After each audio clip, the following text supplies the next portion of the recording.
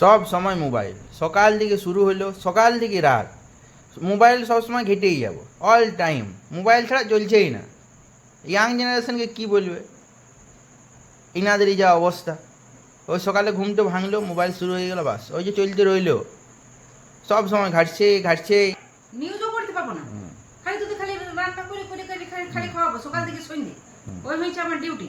চাকর আসি নাই আমি, আমি রানীর রানীর মতন এসেছি, রানীর মতন থাকবো আর মোবাইল ঘাটবো। সকাল নাই রাত নাই, সকালে ঘুম থেকে উঠলো মোবাইল ঘাটতে শুরু, অল টাইম। রান্না করতে করতেও সিরিয়াল দেখা হয়, যে মোবাইলটা ছেড়ে একটু থাকি, সেই সব কিচ্ছু না।